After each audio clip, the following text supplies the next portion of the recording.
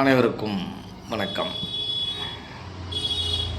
இன்றைக்கி நம்ம எதை பற்றி பார்க்க போகிறோம் அப்படின்னா, எப்பொழுதும் போல் ஒரு 2-3 விஷயத்தை பற்றி பார்க்க போகிறோம். முதல்ல எதை பற்றி பார்க்க போகிறோம் அப்படின்னா, மனமே குரு. மனமே குரு அப்படின்றது சித்த வேதத்தில் சொல்லியிருக்கிற ஒன்று. அப்போ மனமே குரு அப்படின்றது எப்படி இருக்குது அப்படிங்கிறத பற்றி நம்ம பார்க்க போகிறோம். சித்த வேதத்தில் ஒரு விதமாக அவங்க மனமே குரு அப்படின்னு சிவானந்த பரமேஸ்வர் சொல்லியிருக்கார். இப்போ அவர் சொன்னது என்ன, இப்போ நம்ம அதை எப்படி எளிமையாக எடுத்துக்கலாம் அப்படிங்கிறத பற்றி நம்ம பார்க்க போகிறோம். ரெண்டாவது, இந்த ஜீவனே கடவுள் அப்படின்னு ஒரு வாசகத்தை பார்த்தேன்.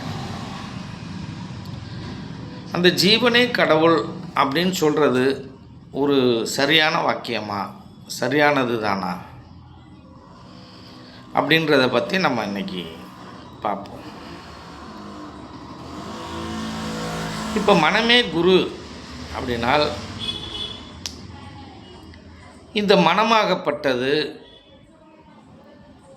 எல்லாத்துக்கும் அடிப்படையானது மனம்தான். மனம்தான் எல்லாத்த பற்றியும் சிந்திக்கிறது. மனம்தான் அடித்தளம், அதுதான்.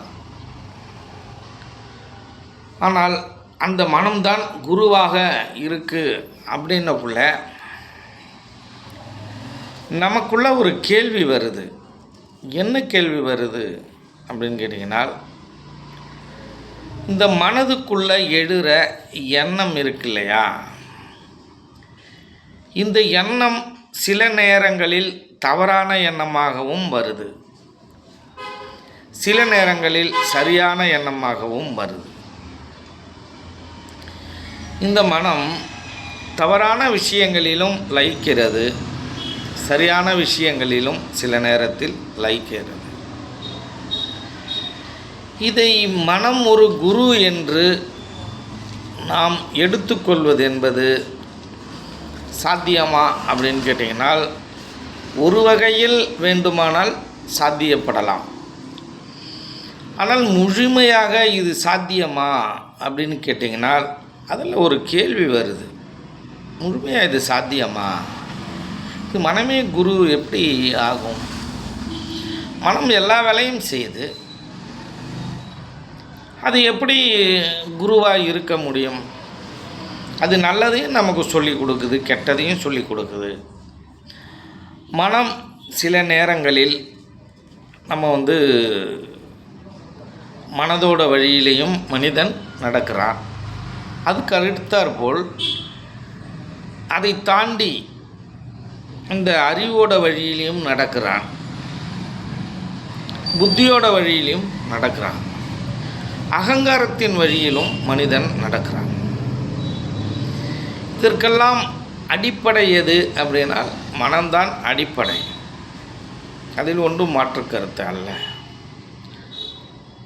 ஆனால் இங்கு மனமாகப்பட்ட ஒன்று எப்படி குருவாக இருக்கிறது அப்படிங்கிறது தான் இங்கே மிகப்பெரிய கேள்விக்குறியாக இருக்குது. ஒரு மனம் இருக்குது. அந்த மனம் இரவு நேரங்களில் இல்லை நீங்கள் உறங்கும் நேரங்களில் அப்படிங்கிறது தான் சரியான வாக்கியமாக இருக்கும். நீங்கள் உறங்கும் நேரங்களில் மனம் எங்கு செல்கிறது அப்படின்னால், மனம் ஜீவனோடு லயிக்கிறது அப்படிங்கிறது சித்த வேதத்தில் சொல்லியிருப்பாங்க. ரொம்ப பேருக்கு நமக்கு புரிஞ்சிருக்கும். ஜீவனோடு எப்படி லயிக்கிறது அப்படின்னால், ஜீவனிலிருந்து தான் மனம் வெளிப்பட்டிருக்கிறது. ரெண்டும் இருக்கும் இருப்பிடம் பூர்வ மத்தியம்தான். அது ஜீவனோடு ஒன்றாக லயித்து இருக்கிறது தூக்க நேரங்களில். அப்போ தூக்கத்தை விட்டு ஒரு மனிதன் விழிக்கிறான். மனிதன் விழித்தவுடன் முதலில் கண் செயல்பட ஆரம்பிக்கிறது, அதுக்கப்புறம் காது செயல்படுது, அதுக்கப்புறம் நம்ம பேசணுன்னா ஐம்புலன்கள் செயல்படுது. அப்போ இரவு நேரங்களில் நாம் உறங்குகிறோம். உறங்கும் பொழுது எத்தனை புலன்கள் செயல்படுகிறது அப்படின்னு பார்த்திங்கன்னா, நமக்கு 4 இந்த சுவாசம் என்ற இந்த மூக்கொழியாய் உள்ளரையும் வெளியிலையும் போயிட்டு வரக்கூடிய இந்த மூக்கு, இது மட்டும்தான் செயல்படுகிறது. பாக்கி 4 புலன்களும் அங்கு செயல்படுவதில்லை தூக்க நேரங்களில். ஆனால் மூக்கு மட்டும் என்ன செய்கிறது, நமக்கு தெரியாமலேயே அங்கே செயல்படுது. அது உள்கதியாக நடக்கிறது என்பது ஒரு வகையான உண்மை. ஆனால் முழுமையாக உள்கதியாக அது நடக்குதா அப்படின்னு நீங்கள் பார்த்தீர்களே, ஆனால் இல்லை. அங்கு சிந்தி தான் உள்கதியாக அது நடக்கிறதே தவிர முழுமையாக உள்கதியாக அது நடப்பதில்லை. எல்லோரும் சொல்லும் வழக்கம் ஒன்று உள்ளது. என்ன என்றால், இரவு நேரங்களில் நாம் உறங்கும் பொழுது எந்த விதமான நிலையில் நாம் இருக்கிறோமோ அந்த நிலையில் பகல் நேரங்களிலும் இருக்கும் பொழுது அதற்கு பேர் தான் சித்த வித்தை அப்படின்னு சொல்லி நம்ம வாசியோகம் அப்படின்னு சொல்லி கேள்விப்பட்டோம். இப்போ வாசியோகம் என்று சொல்வதில் நமக்கு மாற்று கருத்து இல்லை. இப்போ ஜீவனோடு இந்த மனம் லயித்திருக்கிறது. மனம் எங்கே நின்றுருக்கிறது? ஜீவனுக்குள் லயித்து இருக்கும் பொழுது அங்கே ஒன்றி இருக்குது, ஒரே இடத்துல நிற்கிது. புருவ மத்தியத்தில் நிற்கும் பொழுது அங்கே நம் உறக்கத்தில் இருக்கிறோம். அப்போ வாசியோகம் என்ற ஒன்று அங்கே நிற்கிது.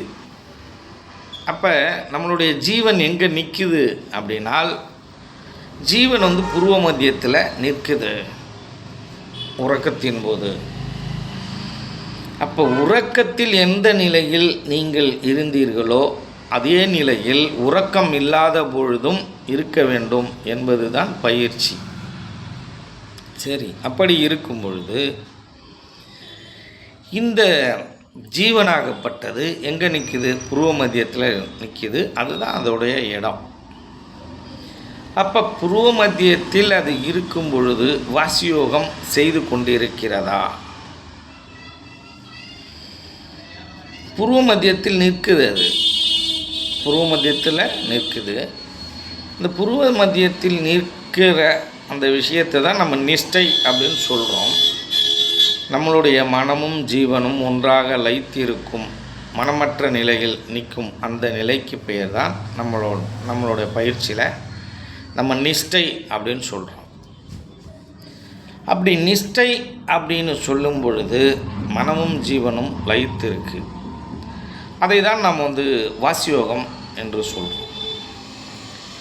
அப்போ இரவில் நாம் தூங்கும் பொழுது வாசியோகம் செய்து கொண்டே இருக்கிறோமா அப்படின்ற ஒரு கேள்வி எல்லாருக்குள்ளேயும் வரணும் இல்லையா?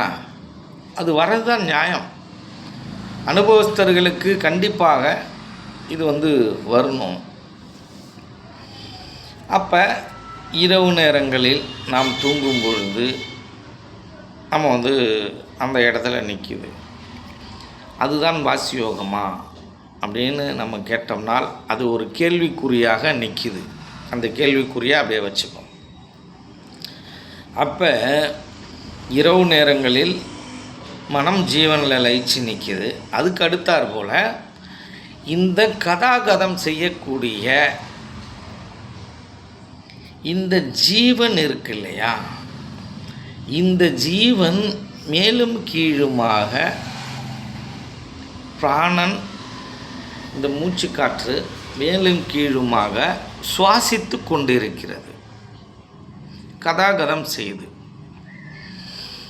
இரவில் இந்த பிராணசக்தி கதாகதம் செய்யுதா அப்படின்னு ஒரு சந்தேகம் வந்துச்சு அப்படின்னால் அது கதாகதம் செய்யுது. அப்படி கதாகதம் அது செய்யும் பொழுது அங்கு சித்த வித்தை நடைபெறுகிறதா, நடைபெறாமல் இருக்கிறதா அப்படின்ற ஒரு கேள்வி நமக்குள்ள வருதா இல்லையா? வருது. இப்போ 2 கேள்வி வருது. தூக்கத்தில் இருக்கும் நிலை விழிப்பு நிலையில் இருக்க வேண்டும் அப்படின்னு சொன்னால், அப்பொழுது தூக்கத்தில் இருக்கும் பொழுது நாம் தவத்தில் இருக்கிறோமா அப்படின்னு ஒரு கேள்வி நமக்குள்ள எழதான் செய்கிறது. அப்படி எழும்பொழுது அங்கு சரியான கதியாக அது இருப்பதில்லை என்பதுதான் அங்கே உண்மையாக இருக்கிறது. அப்படி அது சரியான கதியாக இருக்கும் பொழுது நாம் அனைவரும், உலகவாசிகள் அனைவரும் மோட்சம் அடைந்து கொண்டு போயிட்டே இருப்பாங்க. ஏன்னா இரவு முழுக்க இவன் பயிற்சி பண்ணிக்கிட்டே இருக்கான். எந்தெந்த நேரத்துலலாம் தூங்குறானோ அந்தந்த நேரத்தில் இவன் பயிற்சி பண்ணுறான் தானே. அப்போ ஒருத்தன் 5 மணி நேரம் தூங்குறான். இப்போ 5 மணி நேரம் அவன் கதாகதம் பண்ணும் பொழுது அவனுக்கு என்ன சித்திக்கும் அப்படின்னால், அவனுக்கு இந்த வாசியோகம் அவனுக்கு சித்திக்கும். அவன் ஒரு பெரிய நிலையை அடைவதற்கான வாய்ப்பு இருக்கிறது. ஆனால் அப்பொழுது அந்த மனம் சரியான நிலையில் இருக்கிறதா அப்படின்னால், அந்த மனம்ங்கிறது ஜீவனில் லயித்து இருக்கிறதே தவிர அதுக்கு எந்த விதமான செயல்பாடும் கிடையாது. கனவு காணும்போது தான் அதற்கு செயல்பாடு இருக்கிறது. கனவு இல்லாத பொழுது அதற்கு செயல்பாடு இல்லை, அது லயித்து இருக்கிறது. இப்போ மனதும் அந்த இடத்துல அடங்கி இருக்கு. லயித்து இருக்கிறது என்பதும் அடங்கி இருப்பது என்றும் கிட்டத்தட்ட நிகரான ஒரு விஷயம்தான். இப்படி லயித்து இருக்கும் பொழுது அதை வேண்டுமானால் நாம் என்ன சொல்லலாம்? அது குருவாக இருக்கிறது அப்படின்னு சொல்லலாம். ஏனென்றால் இரவு நேரங்களில் அதற்கு எந்த விதமான வேலையும் இல்லை. அது எப்பொழுதும் செயல்படுவதும் இல்லை இரவு நேரங்களில். அப்போ கனவு கண்டால்தான் அது செயல்படுது. அப்போ எண்ணங்கள் வழியாகவோ அகங்காரத்தின் வழியாகவோ அது சிந்திக்கவில்லை. அது எந்த விதமான கர்மமும் செய்யலை, எந்த விதமான வேலையும் செய்யலை. கெட்ட சிந்தனையும் இல்லை, நல்ல சிந்தனையும் இல்லை. கெட்ட வேலையும் இல்லை, நல்ல வேலையும் இல்லை. அப்போ அந்த நேரத்தின் போது அது குருவாக இருக்கிறது என்பதுதான் இங்கே சாத்தியமான ஒன்றாக இருக்குது. அப்போ இதற்கு நம்ம ஒரு வேடை போட வேண்டியதாக இருக்குது, ஒரு வாக்கியத்தை போட வேண்டியதாக இருக்குது. மனம் எப்போது குருவாக இருக்கிறது? மனம் எப்பொழுது குருவாக இருக்கிறது என்றால், அது ஜீவனோடு லயிக்கும் பொழுது குருவாக இருக்கிறது. அது ஜீவனோடு லயித்து இருக்கும்போது அதற்கு எந்த விதமான செயல்பாடுகளும் கிடையாது, எந்த விதமான சிந்தனைகளும் எண்ணங்களும் வெளிப்பாடுகளும் கிடையாது.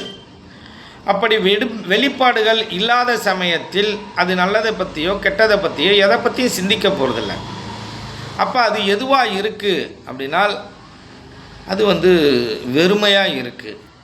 அப்போ வெறுமையாக இருக்கும் நேரங்களில் அது குருவாக இருக்கிறது. காலையில் விழிக்கும்போது கண்ணால் பார்க்குறோம், காதால் கேட்குறோம், வாயால் பேசுகிறோம், செய்கையால் நம்ம செய்ய ஆரம்பிச்சிடும். அப்போ நம் மனதுக்குள் இருக்கிற பிரச்சனைகள், எண்ணங்கள், நல்ல சிந்தனைகள், கெட்ட சிந்தனைகள், இயல்பாகவே நாம் மூளைக்குள் சேர்த்து வைத்திருக்கும் நல்ல விஷயங்கள், கெட்ட விஷயங்கள், அறிவில் சேமித்து வச்சிருக்கக்கூடியது, புத்தியில் சேமித்து வைத்திருக்கக்கூடியது, மனதில் சேமித்து வைத்திருக்கக்கூடிய இந்த விஷயங்கள் எல்லாம் அலைபாய்வது, அதை பற்றி சிந்திப்பது, எண்ணங்கள் தோன்றுவது என்பது இயல்பானது. அப்போ இந்த நேரத்தில் அது சஞ்சலப்படுகிறது. ஜீவனை விட்டு வெளியில் வந்தக்குள்ளே அது சஞ்சலப்படுகிறது, அது சிந்திக்குது, செயல்படுது. அந்த நேரங்களில் அது எதுவாக இருக்குது அப்படின்னு கேட்டிங்கனால், அந்த நேரங்களில் அது குருவாக இல்லை என்பது தான் உண்மை. அப்போ மனமே குரு அப்படின்னால் அது சாத்தியமா அப்படின்னால் இல்லை. மனம் எப்பொழுதெல்லாம் அடங்கி இருக்கிறதோ, எதற்குள், ஜீவனுக்குள் செயல்படாமல் எப்பொழுது வெறுமையாக இருக்கிறதோ, மனம் கட்டுப்பட்டு இருக்கிறதோ, எந்த செயலும் செய்யாமல், அப்பொழுது அது குருவாக இருக்கிறது. மனம் செயல்படும் பொழுது அது குருவாகவும் இருக்கிறது, அகங்காரமாகவும் இருக்கிறது. அப்படிங்கிறது தான் இங்கே உண்மையாக இருக்குது. அப்போ மனமே குரு என்பது ஒரு சரியான வாக்கியமாக இருக்குமா அப்படின்னு கேட்டிங்கனால், சரியான வாக்கியமாக இருக்காது. அப்போ அடங்கிய மனமே குரு. அப்போ ஒரு சித்தனுக்கு இருக்கும் ஒரு மிகப்பெரிய, அவர் பக்குவம் அடைந்த அனுபவசாலியாக ஆயிட்டார். அவர் கெட்ட விஷயங்கள் அவர்களுக்குள் எழுந்தாலும் அதை அந்த விதையை அவர்கள் வாணலில் போட்டு வறுக்கிற மாதிரி வறுத்துருவாங்க. அப்போ வறுக்கும் பொழுது அது துளிர் விடாது. நாம் அதை விதையாக வைத்திருக்கும்போது அது எப்பொழுது வேண்டுமானாலும் நம் மனதிலிருந்து அது வளரலாம், அது வெடிக்கலாம், செயல்படலாம். ஆசை என்பது அப்படி தான் மனதில் இருக்குது. அந்த ஆசை என்பது மனதில் அடக்கத்திலே இருக்கும், அது அடங்கியே இருக்கும். அதுக்கு எப்போ செயல்படுவதற்கான சந்தர்ப்பம் கிடைக்கிறதோ அந்த நேரங்களில் அது தானாக செயல்பட்டுவிடும், துளிர்த்துவிடும். ஏன் அப்படின்னா, அந்த விதை வறுக்கப்படவில்லை, அது விதையாகவே இருக்கிறது. அது தண்ணீர், மழை நீர் அதில் படும் பொழுது அது விருட்சமாக வளர்கிறது. அதே போல் இந்த ஆசைக்கு சந்தர்ப்பம் எழும் பொழுது இந்த ஆசையை இந்த உடல் அனுபவிக்கிறது. மனமாகப்பட்டது இந்த உடலின் வழியாக தான் தன் ஆசையை நிறைவேற்றி கொள்கிறது. இந்த உடம்பு இல்லை என்றால் ஆசையை நிறைவேற்றி கொள்வதற்கான எந்த விதமான வாய்ப்பும் ஜீவனுக்கு கிடையாது. அப்பொழுது ஒரு உடம்பை விட்டு ஜீவன் வெளியேறினால் மீண்டும் உடல் எடுப்பதற்கு அது ஆயத்தமாகிவிடும். அது ஃபாஸ்ட்டாக உடல் எடுக்கிறதுக்கு தான் அது முயற்சிக்கும். ஏன் அப்படின்னு கேட்டிங்கனால், அதை அனுபவிப்பதற்கான திறன் எங்கேருந்து கிடைக்கும்னா, இந்த உடலை எடுத்ததுக்கு அப்புறம் தான் கிடைக்கும். உடலை எடுக்கிறதுக்கு முன்னாடி கிடைக்குமானா கிடைக்காது. அது அப்படியே எங்கேருந்து வந்துச்சோ அங்கேயே நம்ம சூட்சும தேகமாக அது அலையும். அப்போ அது ஒரு உடலை பற்றி கொண்டது. ஏதாவது அது கர்மாவிற்கேற்ற போல ஒரு உயிரை பற்றி கொண்டு அது வளர்கிறது. அது மனிதனாக உருவெடுக்கிறதா, மிருகமாக உருவெடுக்கிறதா, தாவரங்களாக உருவெடுக்கிறதா, பறவைகளாக உருவெடுக்கிறதா, இது எல்லாம் அவரவர்களுடைய கர்ம வினையை பொறுத்தது. அப்பொழுது இந்த ஜீவன் இந்த உடம்பை விட்டு வெளியேறிவிட்டால் மீண்டும் இந்த ஏதாவது ஒரு உடலை எடுப்பதற்கு அது முயற்சி செஞ்சு கொண்டே இருக்கும். ஏன் அப்படின்னா, அதனால் செயல்பட முடியாது. செயல்படுத்துதுன்னா அதுக்கு ஏதாவது ஒரு உடல் வேண்டும். உடல் இல்லாமல் அதனால் செயல்பட இயலாது. அப்போ இந்த உடம்பே இருக்குது, செயல்படாத நிலையில் இருக்குது. அப்போ அது எப்படி இருக்கும்? அடங்கி இருக்கும். இந்த மனம் அடங்கி இருக்கும். ஒருத்தன் கோமா ஸ்டேஜில் இருக்கான், மனம் எப்படி இருக்கும்? அடங்கி இருக்கும், ஜீவனில் அடங்கி இருக்கும். அதனால் செயல்பட முடியாது. அப்படிங்கிறது தான் உண்மையாக இருக்குது. அப்போ இந்த மனமே குரு என்பது எந்த இடத்தில் முழுமையாக செயல்படுகிறது என்று நீங்கள் பார்த்தீர்களே ஆனால் அடங்கிய நிலையில்தான் இது குருவாக செயல்படுகிறது. இப்போ அடங்காத நிலையில் அது எதுவாக வேண்டுமானாலும் செயல்படலாம். அது ஒரு மிருகமாக செயல்படலாம். மனம் அகங்காரத்தின் வழியில் நடக்கும் பொழுது, எண்ணங்கள் வழியில் தன் ஆசையை தீர்த்து கொள்ளும் பொழுது, அது நல்ல விஷயத்தையும் பண்ணலாம், கெட்ட விஷயத்தையும் பண்ணலாம். ஆனால் இந்த மனதை முழுமையாக நாம் மாற்றி வைத்திருக்கும் பொழுதுதான்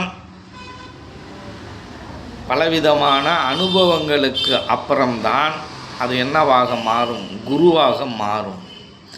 அப்படி குருவாக யாருக்கு அந்த மனம் மாறி இருக்கிறது என்று நீங்கள் கேட்டீர்களேயானால், சித்தர்களுக்கும் மகான்களுக்கும் வேண்டுமானால் அந்த மனம் ஒரு குருவாக இருக்கலாம். அப்படி அந்த மனம் குருவாக இருக்கும் பொழுதுதான் அவர்களும் குருவாக இருக்கிறார்கள். அப்போ இந்த மனம் எப்பொழுது அடங்கி இருக்கிறதோ, முழுமையாக உணர்ந்து இருக்கிறதோ, தன்னை உணர்ந்து இருக்கிறதோ, தன் ஜீவனை உணர்ந்து இருக்கிறதோ, புரிந்திருக்கிறதோ, அப்பொழுதுதான் அது என்னவாக மாறுகிறது? குருவாக மாறுகிறது. அப்படி குருவாக மாறவில்லை என்றால் அந்த மனம் சிஷ்யனாகவும் இருப்பார், மிருகமாகவும் இருப்பார், நல்லவனாகவும் இருப்பார், கெட்டவனாகவும் இருப்பார், எல்லா விஷயங்களிலும் கலந்து இருப்பார், எல்லா நிலைகளிலும் அவர் பரவி இருப்பார், எல்லா செயல்களிலும் செய்யக்கூடியவராக இருப்பார். அப்போ இதை நம்ம தெளிவாக புரிஞ்சுக்கணும். அப்போ இந்த மனம் எப்பொழுது குருவாக மாறுவார் அப்படின்னு கேட்டிங்கனால், அடங்கிய பொழுதுதான் அவர் குருவாக மாறுவார் அப்படிங்கிற விஷயத்தை நீங்கள் தெளிவாக புரிந்து கொள்ள வேண்டும். சரி, இப்போ இந்த மனம் அடங்கிடுச்சு இல்லையா?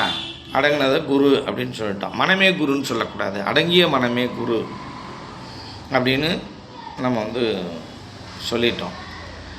அதுக்கு அடுத்தாற்போல் இந்த ஜீவனே கடவுள் அப்படின்னு ஒரு வாக்கியம் இருக்குது.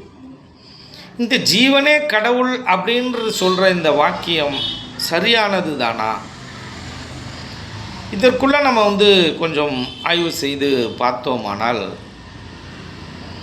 இது சரியான வாக்கியமாக இல்லை என்பது தான் நம்மளுடைய கருத்தாக இருக்கிறது. ஏன் என்று கேட்டீர்களே ஆனால், உயிரே கடவுள் அப்படின்னு சொல்கிறவர்களும் இருக்கிறார்கள், காற்றே கடவுள் அப்படின்னு சொல்கிறவரும் இருக்கிறார்கள், அறிவே கடவுள் என்று சொல்கிறவரும் இருக்கிறார்கள்.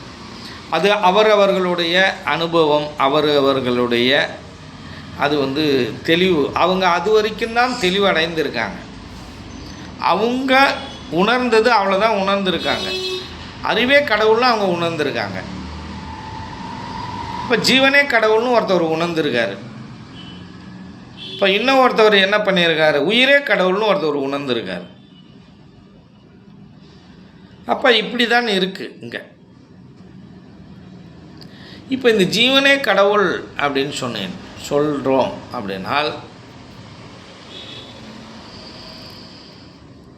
இப்போ இந்த உலகத்தில் செய்யப்படும் எல்லா விஷயங்களும் கடவுளால் செய்யப்படுகிறதா அப்படின்ற ஒரு கேள்வி உங்களுக்குள்ளே வருமா, வராதா? இங்கே எல்லா செயல்களும், இந்த உடம்பில் இயக்கம் எல்லாம் எதை சார்ந்து நடக்கிறது அப்படின்னு நீங்கள் பார்த்தீர்களேனால், இந்த ஜீவனை சார்ந்து தான் நடக்குது. எல்லாமே இந்த ஜீவனை சார்ந்து தான் நடக்குது. இப்போ உடம்புக்குள்ளேருந்து ஜீவன் வெளியாயிடுச்சு. இந்த உடம்பு செயல்படுமா? செயல்படாது. ஏன் செயல்படாது? கண்ணால் பார்க்க முடியாது, முக்கால் முகர முடியாது, வாயால் பேச முடியாது. எது இருந்தால் பேச முடியும்? ஜீவன் இருந்தால் பேச முடியும். அப்போ ஜீவன் இந்த உடம்பை விட்டு வெளில போயிடுச்சு. அப்போ அதுக்கு பேர் என்ன? பிணம். அதுக்கு தொடு உணர்வோ, முகரும் சக்தியோ, இல்லை பார்க்கும் சக்தியோ, சிந்திக்கும் திறனோ இல்லை அறிவை கொண்டு ஆலோசிக்கும் திறனோ ஏதாவது இருக்குமா? இருக்காது. அப்பொழுது எதனால் அது நடக்கிறது? ஜீவனால் அது நடக்கிறது. அப்பொழுது அந்த உடம்பை இயக்கக்கூடிய தகுதி படைத்தது எது? ஜீவன்தான். இப்போ இந்த உடம்பை இயக்கக்கூடிய தகுதி படைத்ததனால் அதை நாம் கடவுள் என்று ஏற்றுக்கொள்ள முடியுமா? அப்போ இங்கே உலகத்தில் இருக்கும் உயிரினங்கள் அனைத்திலும் ஜீவன் இருக்குது. அந்த ஜீவன்களை எல்லாம் நாம் கடவுளாக ஏற்றுக்கொள்ள முடியுமா? இப்போ ஜீவனே கடவுள்னா ஒரு மிருகத்துக்குள்ளார இருக்கிறது ஜீவன் இருக்குது, ஒரு உயிரினங்களுக்குள்ளார ஜீவன் இருக்குது. அதை கடவுளாக நம்மளால் ஏற்றுக்கொள்ள இயலுமா? இப்போ நான் இருக்கேன், ஒரு ஞானி இருக்கார், அவருக்குள்ள ஜீவன் இருக்குது, மனம் அடங்கி போயிருக்கு, நிறைய அனுபவங்கள் கிடச்சிருக்கு, அவர் தன்னைத்தான் உணர்ந்திருக்காரு, ஜீவனை மனசுக்குள்ளார எப்படி லயிக்க வைக்கிறதுன்னு அவருக்கு தெரியும். அதிக செயல்பாடு செய்ய மாட்டார். அவர்களுடைய மனம், சித்தம், புத்தி, அகங்காரம் அது சரியாக தான் செயல்படும். விருப்பு வெறுப்பு அற்றவர், கருணையே வடிவமாக கொண்டவர், காமம், குரோதம், மோகம் இவையெல்லாம் எதுவுமே கிடையாது. அவரை கடவுள்னு சொல்லிடலாமா? அவர் ஒரு சித்தர், ஒரு மகான், ஒரு குருநாதர். கடவுளுக்கு இணையானவர்னு சொல்லிடலாமா? அது கூட சொல்லிடலாம். கடவுள் தன்மையை உணர்ந்தவர்னு சொல்லிடலாமா? கண்டிப்பாக சொல்லிடலாம். கடவுள் தன்மையை உணர்ந்தவர், கடவுளுடைய எல்லா செயல்களையும் அவர் செய்யக்கூடியவர், செயல்படுத்தக்கூடியவர், கண்டிப்பாக சொல்லிடலாம். ஆனால் அவர் தான் கடவுள் அப்படின்னு சொல்லிட முடியுமா? சரி, அவர் கடவுள் என்று சொன்னால் கூட ஒரு சித்தர்களை நாம் சித்தம் தெளிந்தவர்களை கடவுள் அப்படின்னு சொன்னால் கூட நம்ம ஒரு வகையில் ஏற்றுக்கொள்வோம். இப்பொழுது அதே ஜீவன் தான் ஒரு கொலைகாரனிடமும் இருக்கிறது, ஒரு வஞ்சகனிடமும் இருக்கிறது, ஒரு சூழ்ச்சிக்காரனிடமும் இருக்கிறது, ஒரு அரசியல்வாதியிடமும் இருக்கிறது, நம்மளோட பிள்ளைகளிடமும் இருக்கிறது, நம் உறவினர்களிடமும் இருக்கிறது. இந்த உலகத்தில் இருக்கும் அனைத்து ஜீவராசிகளிலும் என்ன இருக்குது? ஜீவன் இருக்குது. அப்போ இவர்கள் எல்லாம் கடவுள்களா? அவர்கள் கடவுளாக இருக்கும் பொழுது அவர்கள் தவறான வழியில் நடப்பதற்கான எந்த விதமான உயிர்கொலை செய்வதற்கான வாய்ப்பு இருக்கிறதா? மிருகங்கள் இன்னொரு மிருகங்களை வேட்டையாடி தான் உணவை உட்கொள்கின்றன. மனிதன் மட்டும்தான் இப்படியும் அப்படியுமாக இருக்கான். சைவமாக இருக்கிறவனும் இருக்கான், அசைவமாக இருக்கிறவனும் இருக்கான். இது மிகப்பெரிய உணவு சங்கிலி. அந்த மிருகங்களுக்கு அது உணவு சங்கிலி என்பதால் அது ஒரு தளர்வு அங்கே கொடுக்கப்பட்டிருக்கு. அதற்கு அதுதான் தர்மமாக கொடுக்கப்பட்டிருக்கு. அதில் அப்படி உணவை அது சாப்பிடவில்லை என்றால் அது அழிந்துவிடும். அப்படி அந்த மிருகங்களுக்கு தான் கீரிப்பற்கள் கொடுக்கப்பட்டிருக்கின்றன. அதனுடைய உடல் அமைப்பெல்லாம் அதை சார்ந்து தான் இருக்குது. ஆனால் மனிதர்களுடைய உடல் அமைப்பு அப்படி இருக்கானா? இல்லை. இவர்களுடைய உடல் அமைப்பு எதை சார்ந்ததுனால் தாவர இனத்தை சாப்பிடுவதற்கான உடல் அமைப்பை சார்ந்தது தான் இந்த மனிதனுடைய உடல். நீங்கள் தெளிவாக தெரிந்து கொள்ள வேண்டும். மிருகங்களின் உடல் எப்படி அப்படின்னு கேட்டிங்கனால் அது மிருகங்களை வேட்டையாடி உண்ணக்கூடிய ஒரு தகுதி படைத்தது. அதற்கு தான் கீரிப்பல்லாம் இருக்கும். நம்ம எந்த ஒரு உயிரினமும் தண்ணீரை பருகுதோ குடிக்குதோ அதெல்லாம் என்னென்னா சைவமானது. பருகிறதெல்லாம் ஆடு, மான் இதெல்லாம் தண்ணீரை அப்படியே வாயை வச்சு பருகும் அப்படியே. ஆனால் இந்த மிருகங்கள் இருக்கு இல்லையா, நக்கி நக்கி சாப்பிடும். இந்த நக்கி நக்கி சாப்பிட்ற எல்லா மிருகங்களும் அசைவமானது, வேட்டையாடி சாப்பிடக்கூடியது. அது நக்கி தான் சாப்பிடும், அது அசைவத்தை உட்கொள்ளும். இதை மாதிரி நிறைய விஷயங்கள் எல்லாம் இந்த இறைநிலை, இந்த இயற்கை நியதி வைத்திருக்கிறது, இயல்பாகவே வைத்திருக்கிறது. அப்போது ஜீவனே கடவுள் அப்படின்னு சொல்கிறது இங்கு சாத்தியமா? இப்போ காற்றே கடவுள் அப்படின்னு சொல்லிட்டா இந்த ஜீவனை கடவுள் காற்றே கடவுள்ன்றதுக்கு ஒன்றும் பெரிய வித்தியாசம் இல்லை. ரெண்டுத்துக்கும் நெருங்கிய தொடர்பு தான் இருக்குது. அப்போ ஜீவனை கடவுள் அப்படின்னு சொல்லிட்டோன்னா அது முழுமையாக சாத்தியப்படுமா அப்படிங்கிறது ஒரு கேள்விக்குறியாக இருக்குது. எல்லாருக்குள்ளரையும் இதே ஜீவன் தானே இருக்குது. ஒரு கொலைகாரன்ட்டே அதே ஜீவன் தான் இருக்குது, ஒரு மகான்ட்டே அதே ஜீவன் தான் இருக்குது. அது எப்பொழுது அது இறைநிலை தன்மையை இறைத்தன்மையை அடைகிறது என்றால் உறக்கத்தின் போது அந்த எந்த விதமான செயல்பாடும் செய்யாமல் இருக்கும் பொழுது அதற்கு என்ன இல்லை, நல்லதும் இல்லை கெட்டதும் இல்லை, நல்லதையும் செய்யலை கெட்டதையும் செய்யலை. அது அதோட இருப்பிடத்தில் இருக்குது. அந்த இருப்பிடத்தில் அது மனதோடு லயித்து இருக்கும் பொழுது அது கடவுள் தன்மையை அந்த இடத்தில் கடவுள் தன்மையோடு இருக்கலாம், கடவுள் தன்மையோடு கலந்து இருக்கலாம், கடவுள் தன்மையை பெற்றிருக்கலாம். ஆனால் அதுவே கடவுளாக இருக்குமா அப்படின்னால் அது ஒரு கேள்விக்குறிதான். இது மிகப்பெரிய ஒரு கேள்வி. இதற்கான பதிலை நாம் கண்டுபிடிப்பது என்பதும் மிக மிக அவசியமானது, நுட்பமானது, ரகசியமானது. அப்போ ஜீவனே கடவுள் என்பது ஏற்றுக்கொள்ளக்கூடியதா? சரி, சித்தர்களும் மகான்களும் இதை பற்றி என்ன சொல்லியிருக்கிறார்கள் அப்படின்னு நம்ம ஆய்வு பண்ணோம் அப்படின்னால் அவர்கள் அதை சார்ந்து தான் சொல்லியிருக்கிறார்களே தவிர ஜீவனே கடவுள் என்ற வாசகம் எங்கேயும் நீங்கள் பார்க்கவே முடியாது. மனமே குரு என்பது அடங்கிய மனமே குரு அப்படிங்கிறதை கூட நம்ம ஏற்றுக்கலாம். ஆனால் ஜீவன்தான் கடவுள் அப்படிங்கிறத நம்மளால் ஏற்றுக்கொள்ள முடியுமா அப்படின்னு கேட்டிங்கனால் ஏற்றுக்கொள்ள இயலாது.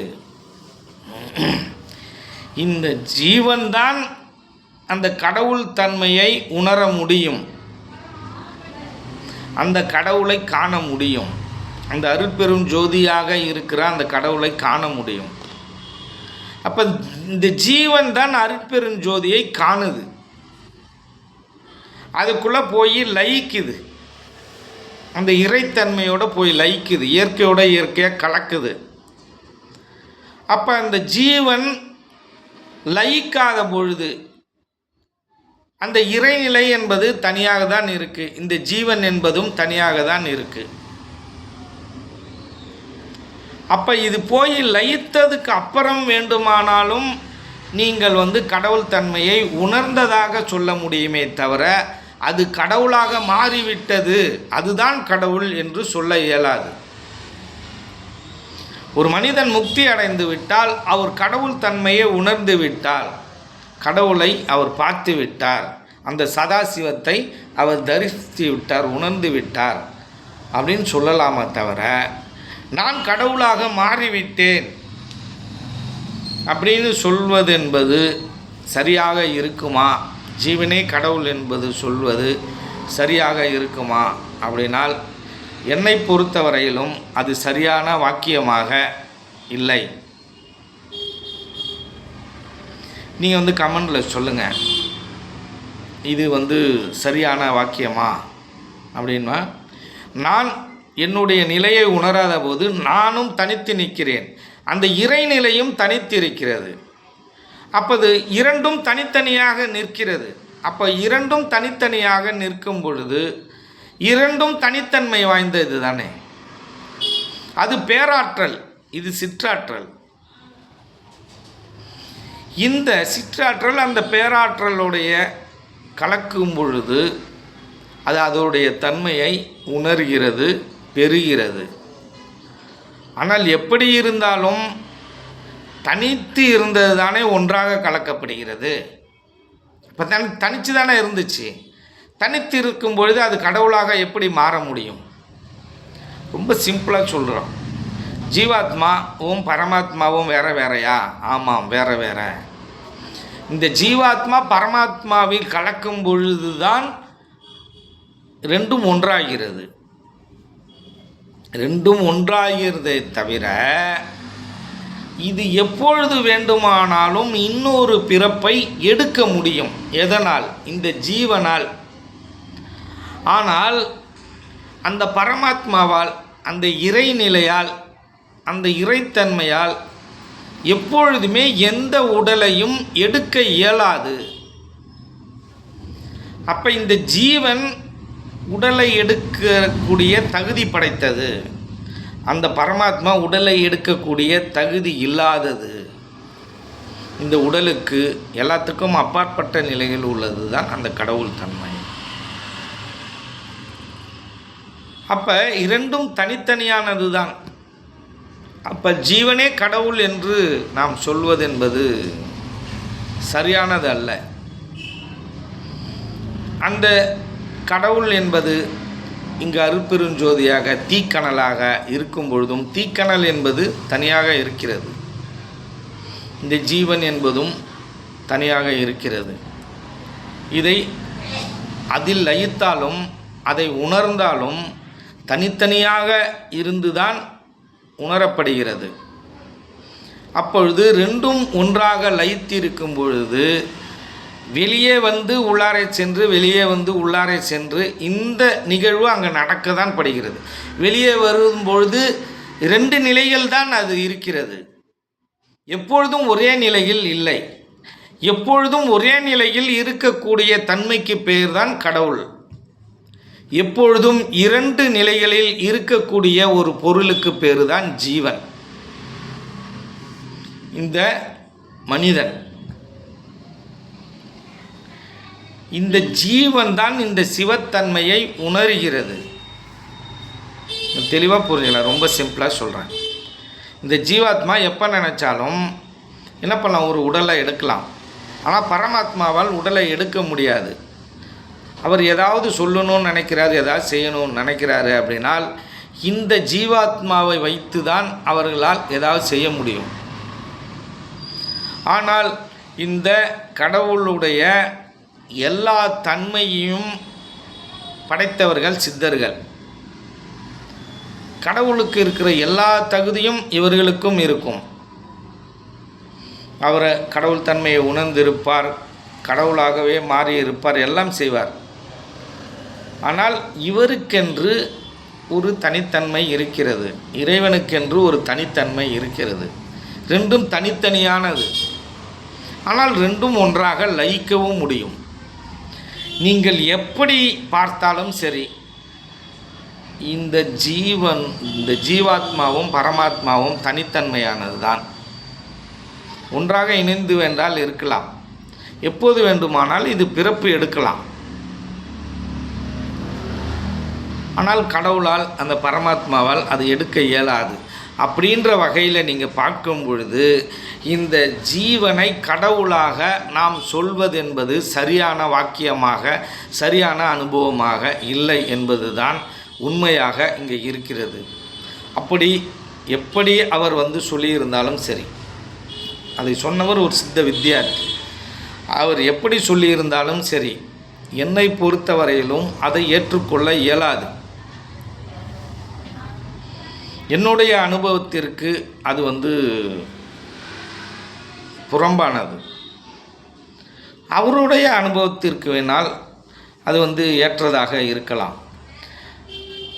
இந்த ரெண்டு அனுபவத்தில் யாருடைய அனுபவம் சரியான அனுபவம் என்பதை கமெண்டில் நீங்கள் அவசியம் சொல்லுங்கள்.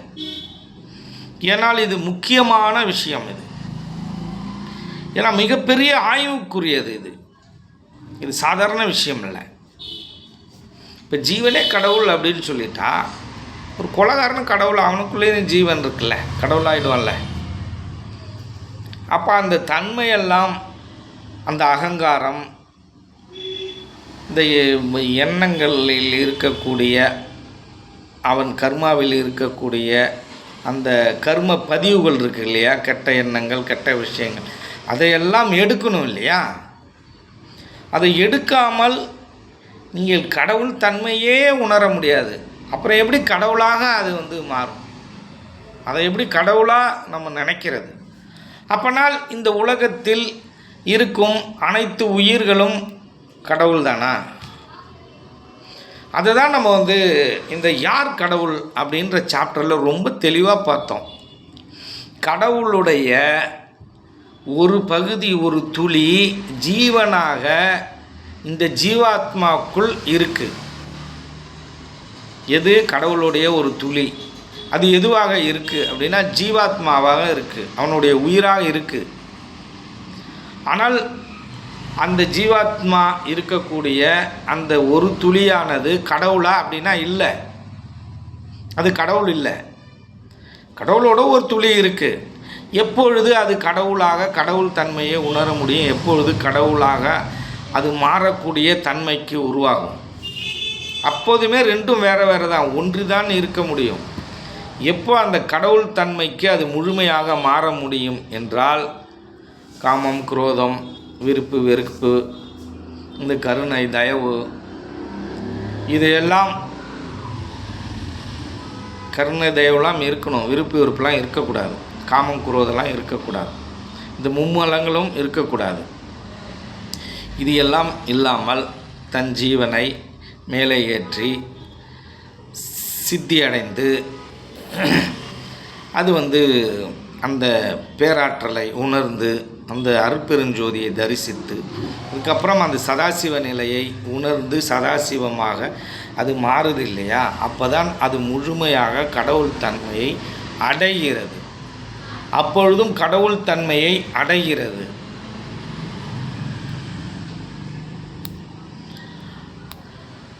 கடவுளாக அவர் அதற்குரிய தகுதியெல்லாம் அவர் அடைஞ்சிடுவார். ஆனால் கடவுள் வேற, இந்த ஜீவனாகியது வேற. அவருடைய எல்லா தன்மையும் இருக்கும். ஆக்கல், அழித்தல், காத்தல் எல்லா தன்மையும் இவர்களால் செய்ய முடியும். இந்த ஜீவனால் அது அந்த ஜீவேஸ்வர ஐக்கியமான இந்த நபரால் செய்ய முடியும். ஆனால் கடவுளாகவே மாற முடியாது. அதை தெளிவாக தெரிஞ்சுங்க. இப்போ ஒரு மகான் இங்கே வந்துட்டார். அவரும் இந்த உலக அனுபவங்களில் சிக்கி தவித்து அடி உதெல்லாம் வாங்கியிருக்கார், அவஸ்தைப்பட்டிருக்கார். மனிதர்களால் மதிக்கப்படாமலும் இருந்திருக்காங்க, அதிகமாக மதிக்கப்பட்டும் இருந்திருக்காங்க.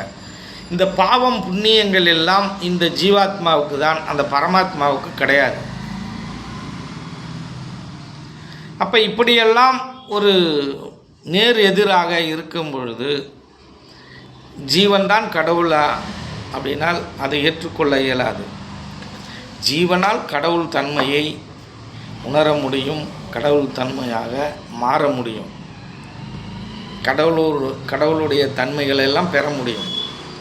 ஆனால் கடவுளாக மாற முடியுமா அப்படின்னால் மாறினாலும் அதற்கு இணையாக தான் இருக்க முடியுமே தவிர,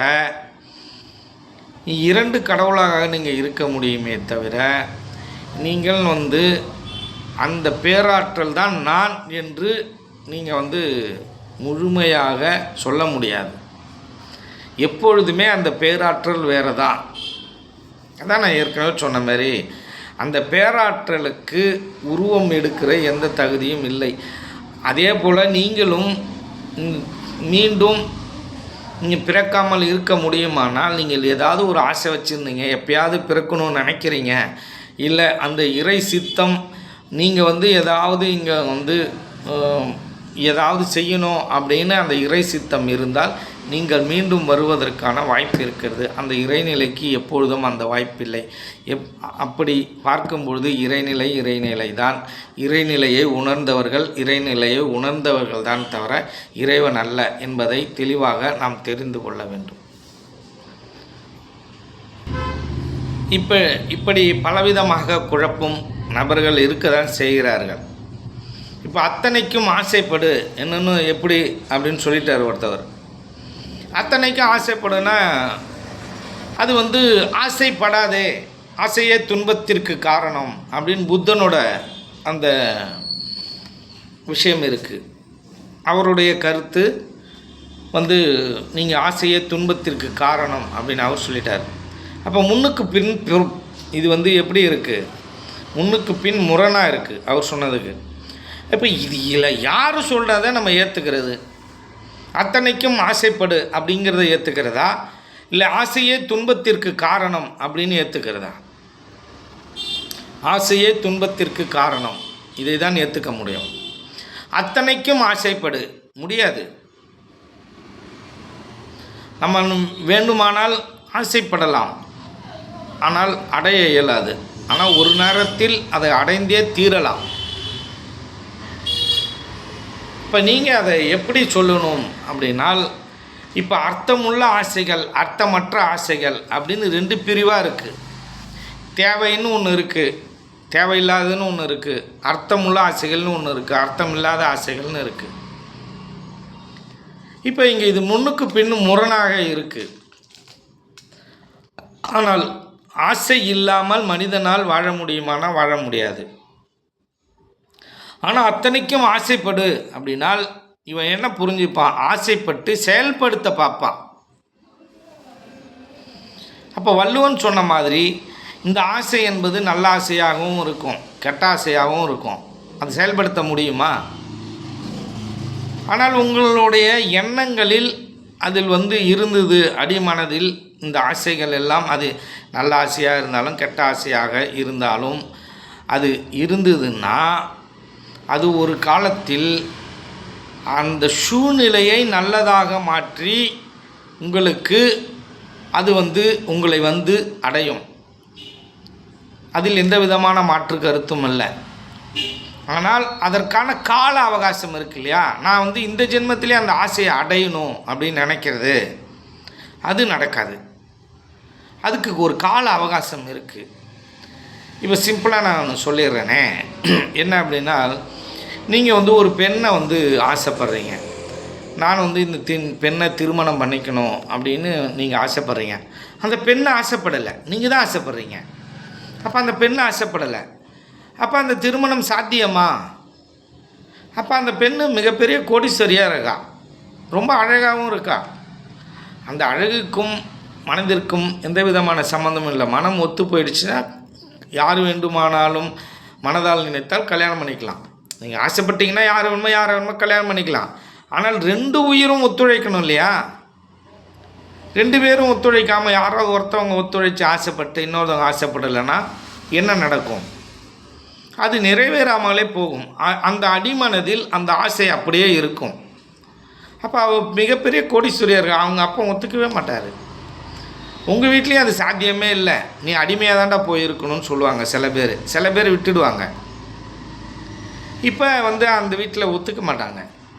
அப்போ அப்படி ஒத்துக்காத பொழுது அடுத்த பிறவியில் அவள் வந்து உங்களுடைய மனைவியாக அவளே வந்து வருவாள்.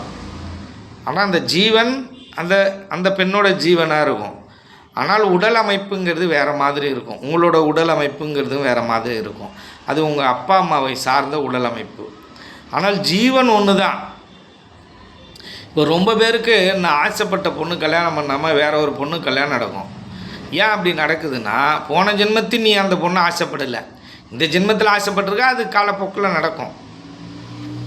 இப்படி பலவிதமான ரகசியங்கள் நிறைந்தது தான் இந்த பிரபஞ்சம். இந்த உலகம் என்பது, இந்த மனிதனோட பிறவி என்பது பலவிதமான ரகசியங்கள் நிறைந்தது. இது ஒவ்வொரு நாளும் ஒவ்வொரு விஷயங்களை நமக்குள்ளே கற்றுக் கொடுக்கும், கற்றுக் கொடுத்து கொண்டே இருக்குது. ஒரு சின்ன பையன் அங்கேருந்து வந்து ஒரு மிகப்பெரிய விஷயத்தை எனக்கு வந்து சொல்லிட்டு போயிடுவான். ரோட்டில் ஒரு சம்பவம் நடக்கும், அது மிகப்பெரிய தத்துவத்தை எனக்கு கற்றுக் கொடுக்கும்.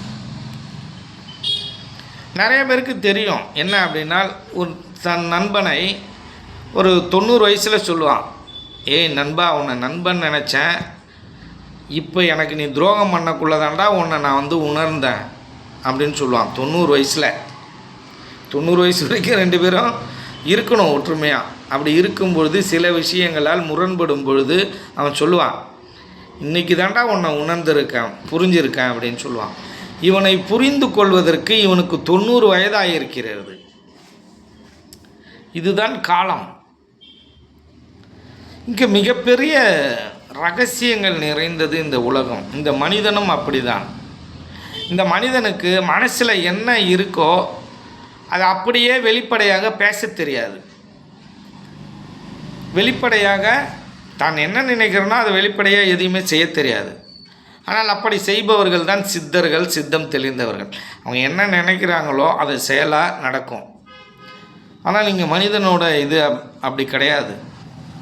எண்ணம் அப்படி இல்லை, மனம் அப்படி இல்லை. அவனுக்குள்ளே இது நல்லது கெட்டது எல்லாம் நிறைஞ்சு கிடக்கும். அவனால் நிறையா விஷயத்தை சொல்லவே முடியாது, பேசவே முடியாது. சித்தர்கள் ரகசியமற்றவர்கள். அவர்கள் எப்பொழுதுமே திறந்த புத்தகம்தான். புத்தகம் என்றவுடன் ஞாபகம் வருகிறது. சித்தவேதம் போல மிக சிறந்த புத்தகங்கள் நம் நாட்டில் இருக்கின்றன. அதே போல் சங்க இலக்கியங்களும் திருக்குறளும் மிக சிறந்த புத்தகங்களாக இங்கே இருக்கின்றன. ஆனால் நிறைய புத்தகங்கள் புத்தகம் என்ற பெயரில் குப்பை கூடையில் போடக்கூடிய ஒரு குப்பையாக நிறைய புத்தகங்கள் இருக்குது. இந்த புத்தகங்கள், சாத்திரங்கள் இதையெல்லாம் சுட்டி எரிப்பவன் தான் சித்தனாக இருப்பான். சித்தம் தெளிந்திருப்பான், எல்லாத்தையும் உணர்ந்திருப்பான். சித்தன் என்பவன் சாதாரணமானவன் அல்ல. இந்த உலகத்தை புரிந்தவன், பிரபஞ்சத்தை அறிந்தவன், கடவுளை உணர்ந்தவன் அப்படிங்கிறத நீங்கள் புரிஞ்சுக்கணும். கடவுளாகவே மாறலை, கடவுளை உணர்ந்தவன், கடவுள் நிலையை அடைந்தவன். இப்படி தான் நீங்கள் புரிஞ்சுக்கணும். இப்போ இது மாதிரி நிறைய விஷயங்கள், முரண்பாடான விஷயங்களை அவங்க மட்டும் சொல்லிட்டு போயிடுவாங்க. ஆனால் இந்த அனுபவத்தில் நிறைய விஷயங்கள் மாறுபடும், முரண்படும். அவங்களோட அனுபவம் வேறு மாதிரியாக இருக்கும், நம்மளோட அனுபவம் வேறு மாதிரியாக இருக்கும். அப்போ ரெண்டு பேரும் உட்காந்து பேசணும். எப்படி? மனம் திறந்து பேசணும், பகிர்ந்துக்கணும். ஆனால் இங்கே யாராக இருந்தாலுமே அங்கே தான் ஈகோ வந்துடுதே. அவன் தான் தலைவனாக இருக்கணும், முதன்மையானவனாக இருக்கணும்னு நினைக்கிறான். அப்போ இந்த ஈகோ பற்றி கொண்டுச்சு அப்படின்னா இங்கே புரிதல்ங்கிறது எப்படி இருக்கும்? இப்போ ஒன்றா உட்காரணும், அனுபவஸ்தர்களிடம் கேட்கணும். இதை மாதிரி நம்ம சொல்கிறோம், இது சரியானது தானா? அப்போ நான் விளக்கம் இப்படி சொல்கிறேன், இப்படி சொல்லலாமா அப்படின்னு அனுபவம் சார்ந்தவர்களை நம்ம கேட்கணும். அப்படிலாம் நிறைய பேர் கேட்குறதே இல்லை. தன்னிச்சையாக தான் பெரிய ஆள்னு நிறைய விஷயங்கள் இங்கே நடக்கிறது உண்டு. அதில் தான் குப்பையான நூல்கள் நிறையா அங்கே இருக்குது. உண்மையும் பொய்யும் கலந்த நூல்கள் இருக்குது. இதிகாசங்களே அப்படி தான் இருக்குது. உண்மையும் பொய்யும் கலந்தது தானே இருக்குது. மற்ற நூல்களுக்கெல்லாம் நான் சொல்லவா வேணும்? மிகப்பெரிய மகான்கள், யோகிகளாலேயே சரியான நூல்களை எழுத முடியவில்லை. அவங்களே தவிக்கிறான். இல்லை அப்படி இல்லைன்னா அதில் இடைச்செருகள் இருக்கும். அவன் சொல்லிட்டு போயிருந்திருப்பான், பைபிள் போல் சொல்லிட்டு போயிருந்திருப்பான். எழுதினவங்க வேறு யாராவது இருக்கும். இப்படி நிறைய விஷயங்கள் இங்கு புதைந்து கிடக்கு இந்த பிரபஞ்சத்தில். அப்போ அப்படிப்பட்ட உலகத்தில் தான் நாம் வாழ்ந்து கொண்டு இருக்கிறோம். நம் வாழ்க்கையை நாம் சரியாக வாழ வேண்டும். இந்த சித்தர்களுடைய நூல்களை எல்லாம் நம்ம பார்க்கணும். அதன்படி நம்மளுடைய வாழ்க்கை இருக்கணும். நான் அடிக்கடி சொல்கிறது இதான் சொல்லுவேன். என்ன சொல்லுவேன் அப்படின்னா, இந்த உலகத்தில் யாரையாவது கண்ணை மூடிக்கொண்டு அவர்கள் வாழ்க்கையை பின்பற்றுவதாக இருந்தால் சித்தர்கள் வாழ்க்கையும் சித்தர்கள் நூல்களையும் தான் நான் பின்பற்றணும். சித்தர்கள் வாழ்க்கை என்பது இப்போ முன்னுரையாக சித்தரை பற்றி பொய்யான கதையெல்லாம் எழுதியிருக்காங்க. அதெல்லாம் இல்லை. சிவவாக்கியர் பிறக்கக்குள்ளேயே சிவசிவான்ட்டு பிறந்தார் அப்படின்ற பொய்க்கட்டு கதைகள்லாம் உண்மை அல்ல. அதெல்லாம் எந்த குழந்தையும் அப்படி பிறக்காது, பேசாது. இப்போ அவர் காலத்தில் அந்த குழந்தை அது மாதிரி பேசிச்சுன்னா இந்த காலத்தில் அதை மாதிரி சிவவாக்கியர்லாம் பிறக்கலையாண்ண. அறிவில் சிறந்தவர்கள் இன்றளவிலும் இருக்கிறார்கள். அவர்கள் பிறக்குள்ள சிவசிவனை பிறக்கிறாங்க அப்படிலாம் இல்லை. இது மிகைப்படுத்தி சொல்லப்பட்டது. இந்த கட்டுக்கதைகள்லாம் நம்ம தகர்த்தெறியணும். இதெல்லாம் நம்பக்கூடாது. இப்படிப்பட்ட பலவிதமான பொய்கள்லாம் இருக்குது. அருணகிரிநாதர் கோபுரத்துலேருந்து குதிக்கும்போது முருகப்பெருமான் கையை பிடிச்சி அவரை காப்பாற்றுறாரு அப்படின்ற பொய்யெல்லாம் நம்பக்கூடாது. இவங்க இறைவனுக்கு உருவமே கிடையாது, அப்புறம் எங்கே முருகன் வந்து காப்பாற்றுறது? அப்போ இதெல்லாம் மிகைப்படுத்தி சொல்வது. இதை வந்து நம்ம நுட்பமாக புரிஞ்சிக்கணும். இதெல்லாம் தத்துவங்களாக விளக்கப்பட்டது. இது தத்துவத்துக்கு வேண்டுமானால் ஏற்றது. ஆனால் உண்மை சம்பவம் அப்படி இல்லை. உண்மை சம்பவம் என்பது வேற, தத்துவம் என்பது வேற. நான் ஒரு கதையை சொல்லி இந்த கதையிலிருந்து நீங்கள் ஒரு புரிதலை புரிந்து கொள்ள வேண்டும். நீங்கள் புரிந்து கொள்வதற்காக கதை மூலயமாக ஒரு அறநெறியை நான் உங்களுக்கு விளக்குகிறேன் அப்படிங்கிறது வேற. நான் சொல்வதெல்லாம் உண்மையை சொல்கிறேன் அப்படின்னு சொல்கிறது வேற. அப்படி அறநெறியை நல்லதையும் கெட்டதையும் விளக்கி சொன்ன மிகப்பெரிய இதிகாசம்தான் எது? ராமாயணமும் மகாபாரதமும். அந்த தாக்கம் இல்லாமல் இந்த உலகத்தில் எந்த கதையுமே இருக்காது. அந்த அளவுக்கு சின்ன சின்ன கதைகள் அதில் இருக்குது. அவ்வளோ பெரிய இதிகாசம் அது. ஆனால் அந்த இதிகாசங்களில் நாம் ஏற்றுக்கொள்ள முடியாத விஷயங்கள் நிறையா இருக்குது, ஏற்றுக்கொள்ளக்கூடிய தத்துவங்கள் நிறையா இருக்குது. இதை இப்படி தான் இந்த மக்கள் வந்து புரிஞ்சுக்கணும்.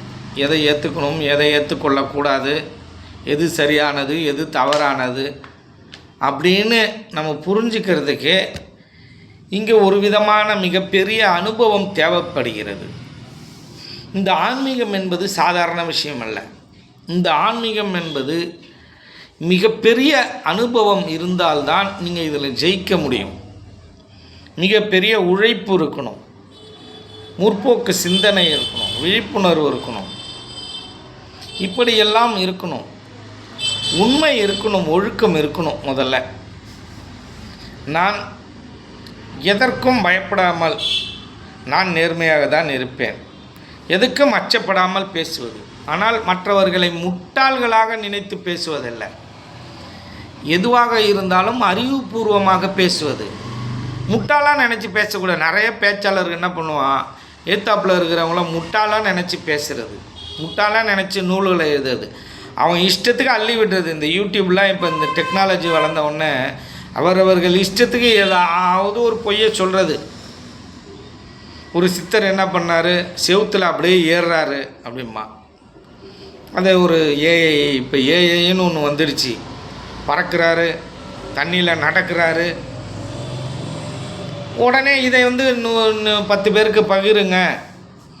இது வந்து இந்த கோயிலுக்கு நீங்கள் போனீங்கன்னா உங்களுடைய துன்பம்லாம் நீங்கிடும், உங்களுக்கு மிகப்பெரிய ஞானம் கிடைச்சிரும்.